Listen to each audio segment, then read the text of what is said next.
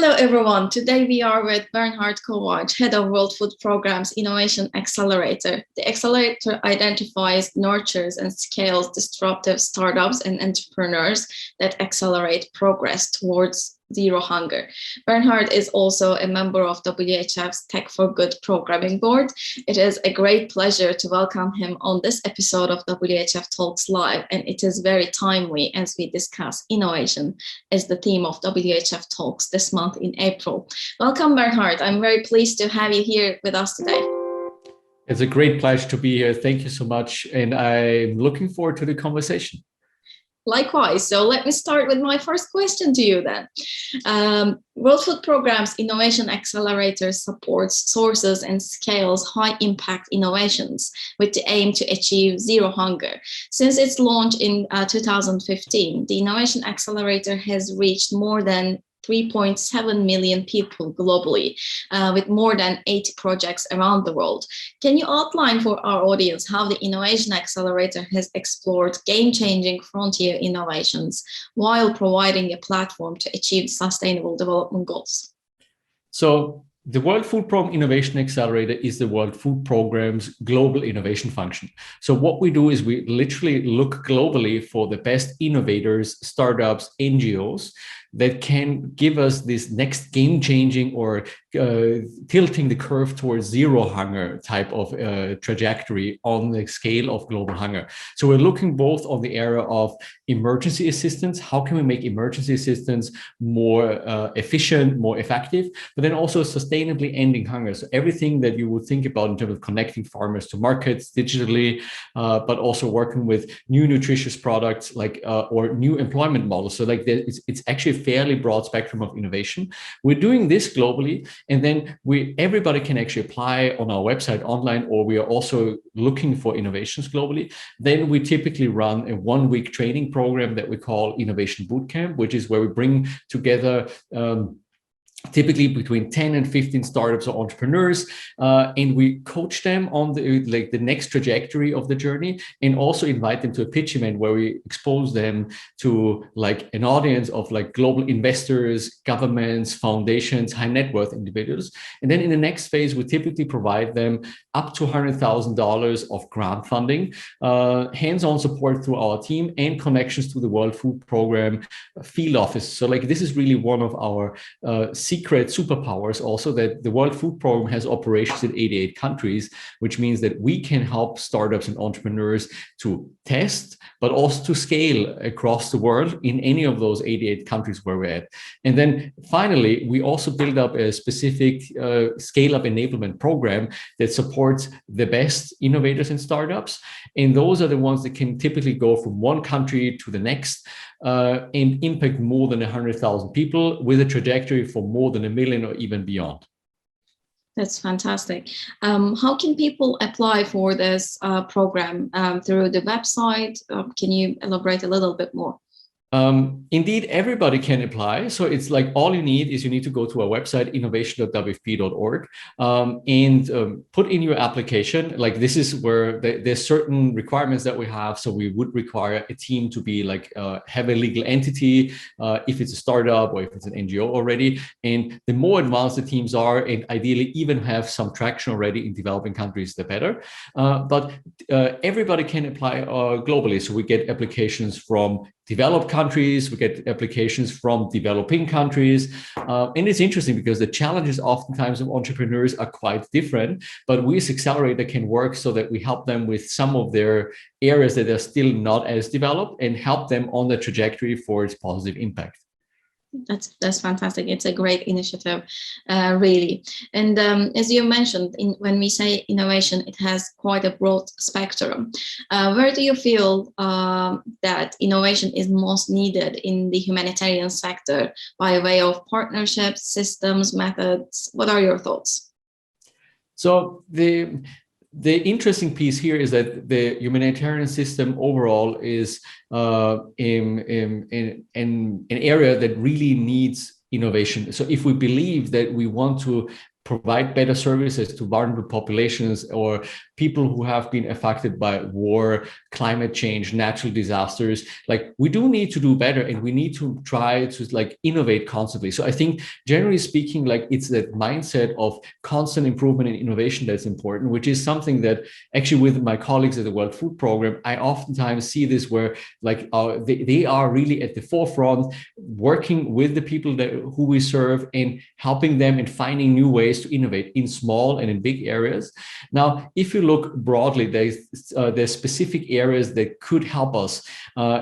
There are in programmatic areas. So like for the World Food Program, would see like, okay, what could be supply chain innovations? What are innovations in the area of cash-based transfers, or with school meals, or then in what we call the nexus between humanitarian development and peace.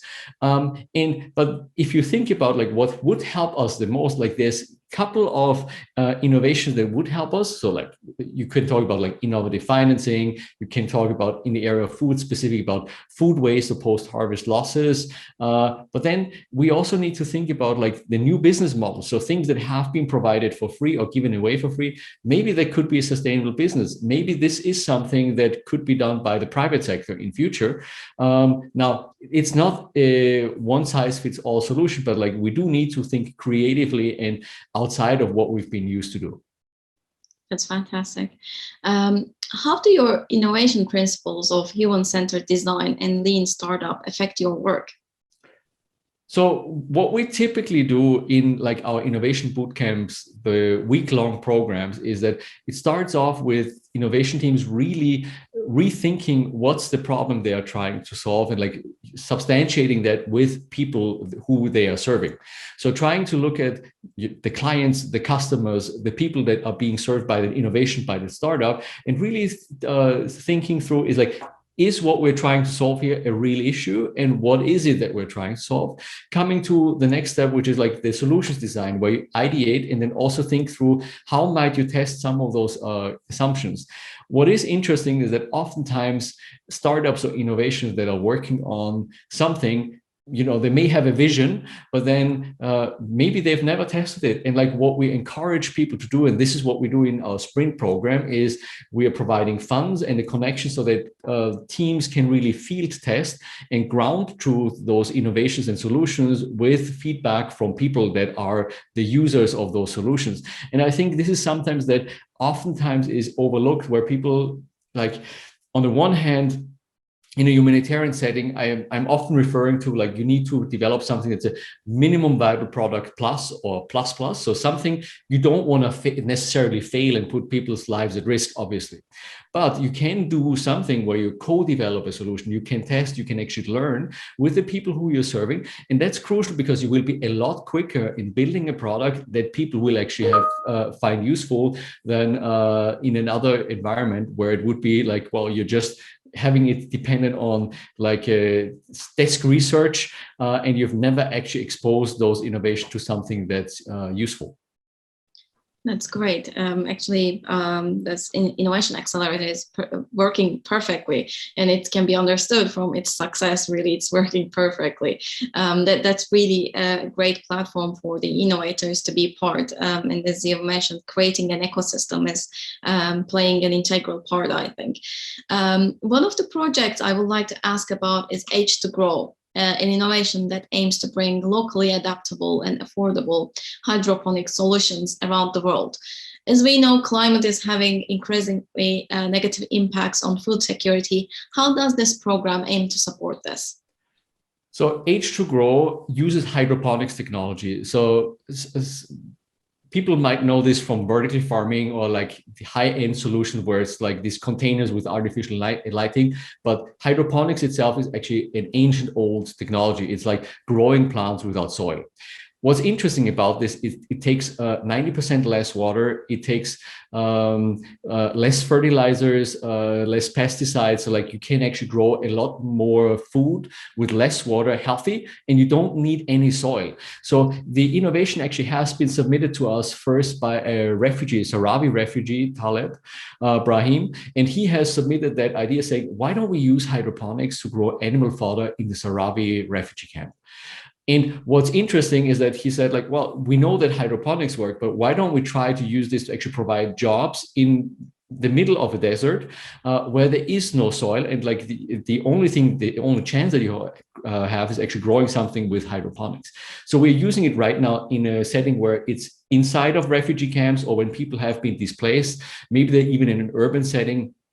And over 30,000 people actually using this to either grow animal fodder for the animals, or to grow vegetables to provide an income for their families, and even become more self-sufficient in what they're doing. And this is really where I think some of these solutions that go between like the immediate emergency response towards like building resilience come, is like with H2Grow, we know that all of a sudden we have families who can either increase their income, or they can even become self-sufficient by becoming a hydroponics farmer. And this is something that we shouldn't overlook, that even by doing like humanitarian interventions, you can actually help people rebuild their lives for the future. Fantastic. Another issue surrounding technological innovations comes from blockchain technologies. How have these been implemented in your building blocks project? What are the principal challenges that arise from radically new technologies such as blockchain? So the basic idea behind building blocks was, how might we use blockchain to make cash-based transfers? So like people, vulnerable populations who actually go into stores and purchase food, how can this be more efficient, more transparent, but also more secure for everybody? And how can we collaborate better between different UN agencies, NGOs, and make this also a lot more efficient in working together? Now, what's interesting here in this case with building blocks is that was actually one of our finance managers in the World Food Program who came up with that idea and said, like, why don't we do this? So he came actually to one of our innovation boot camps, and we worked on these solutions. They're like, okay, how would that actually work?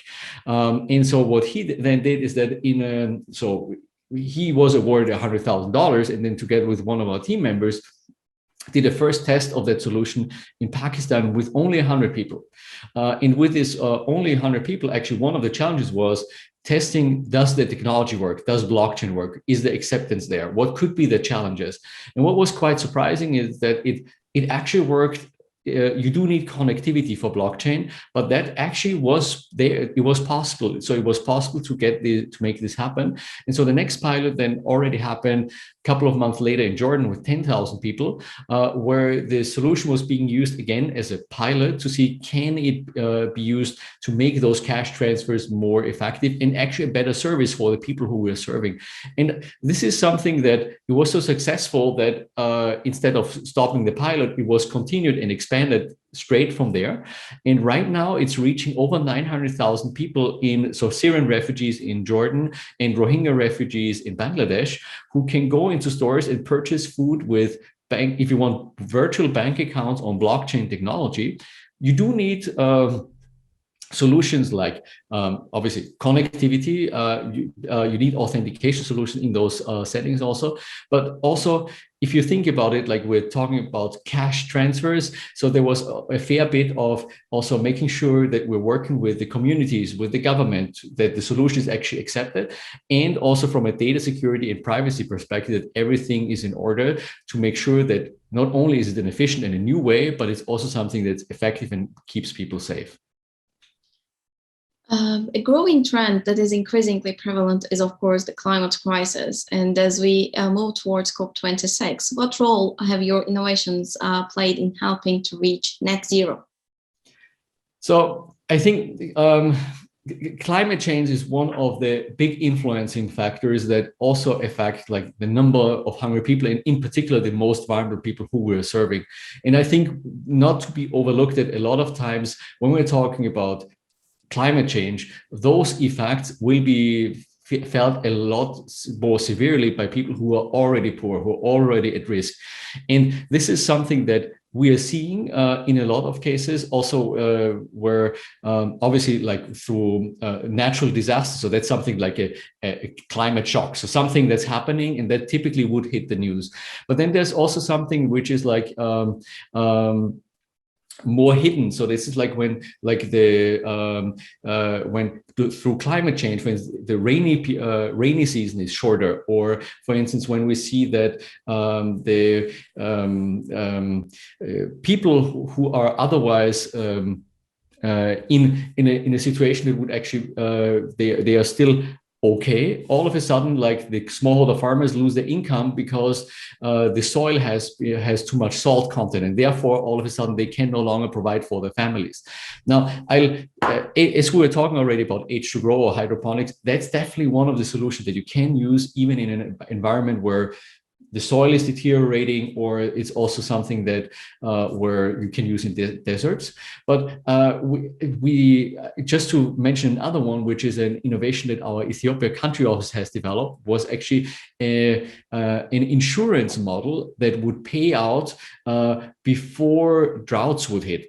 Now, this is something that's very interesting, where it's like, for instance, what happens in a drought environment? A lot of times, then once the drought hits and poor families who are already poor run out of cash, they need to then try to get cash from like actually any asset that they still have. So they might sell their cattle, they may sell the sheep or goats that they still have, or any other productive assets, which is obviously that the next year, when there's enough rain, but they don't have productive assets anymore, they will be again in need of further assistance. So the innovation here was, for instance, to use insurance models that would pay out based on a trigger factor of rainfall, so that there would be a cash payout to farmers, so they can keep their productive assets and they don't fall into these types of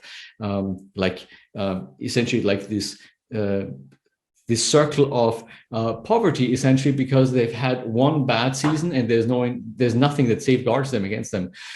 There's a couple of other things, but like I'll leave it at that.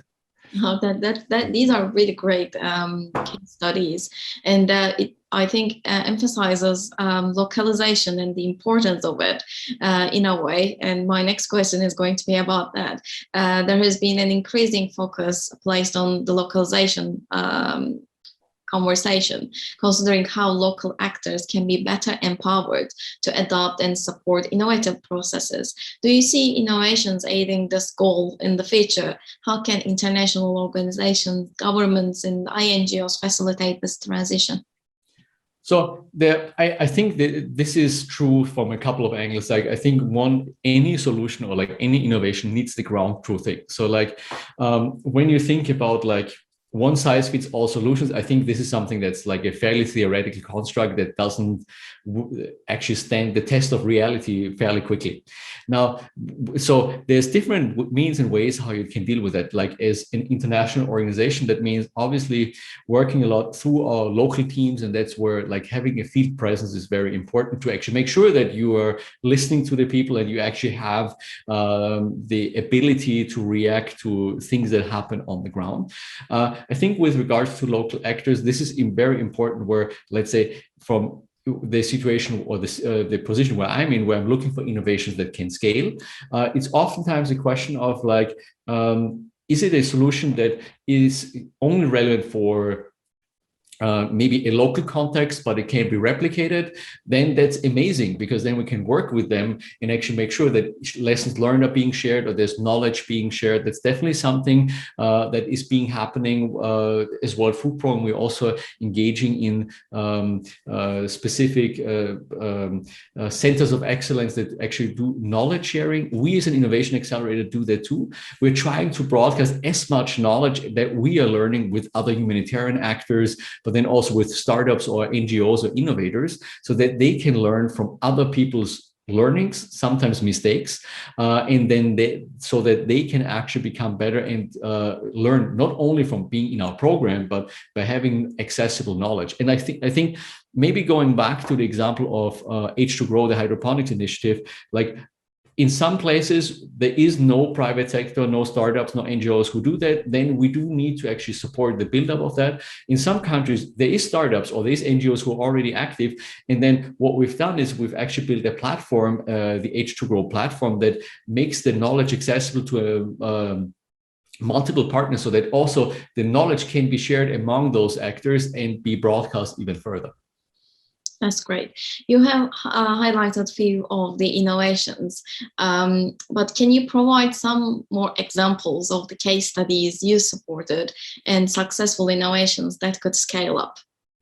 So maybe to talk about a couple of other innovations, like what's really exciting most recently is we've started supporting two for-profits, it's for-profit and non-profit startups actually that are active in the space of nutrition and food fortification. One, it's called Sanko. It's a Tanzanian startup that's working on micro dosifiers for small meals in Tanzania. And what's really exciting about the business model is like a lot of people know this, whereas like it's not just about undernutrition, but also about malnutrition. And the lever that we have in terms of like the money you invest into tackling malnutrition and the economic benefit that populations have is massive. So, which means Sanko, there's lots of technology that already exists for like large mills where you can fortify food or flour there. And Sanko has developed a technology or a small equipment where you can actually enrich or fortify food at small millers locations. So like you can actually get closer to the small holder farmers, closer to where food is actually being harvested, to actually already do it there and have more people benefit. And that's actually teamed up with a second innovation that we've supported most recently, which is called BioAnalyt. And it's a decentralized way and IoT and Internet of Things device that's kind of a mini lab that could test the vitamin content, for instance, in vegetable oil. And this is something that, this seems like small innovations, but when you think about this from in the system where you might have fortification of flour somewhere, and you also could test whether the vitamin content is still there, and then you think about some of these actors, that could be quite interesting in that factor. Maybe if I can mention another example, it's called CODA. It originally was an innovation that was submitted to us from two of our national staff from El Salvador, where they said, why don't we use a smartphone enabled platform for mother and child nutrition programs? And this is one of those really ingenious ideas that you can only come up with that if you've seen that on the ground. Like they've seen this, like they've been running mother and child nutrition programs and said like, well, there's so much paperwork. Why don't we actually just like front load a lot of the digitization? Like how it works is pretty simple. So there's a smartphone application on a phone that's cannot be used for phone calls. It's kind of a bricked phone that that has no commercial value, so we don't put people at risk who actually get the phone. And then typically the moms with the kids, they get a near field communication card. So all they need to do is they tap the phone. In the health clinic, they would tap in the data, and then automatically after getting the check-in, they have a top up on the card that they can use it to actually purchase food, nutritious food for the children. Now that in itself is, you would think, well, that sounds smart because like that makes it more efficient. Yes, but what's even more smart about this is that you all of a sudden have real-time data and feedback for your programs, so you can actually optimize, saying like, okay, we see in one district the programs there's like 90% attendance, and in the other district the attendance level is lower. So you can actually look into like, well, why is it that in one district the attendance level is lower? What's the root cause of this, or what do we need to do to make sure that the populations who we're serving have the access to support that they require? Those are very great examples.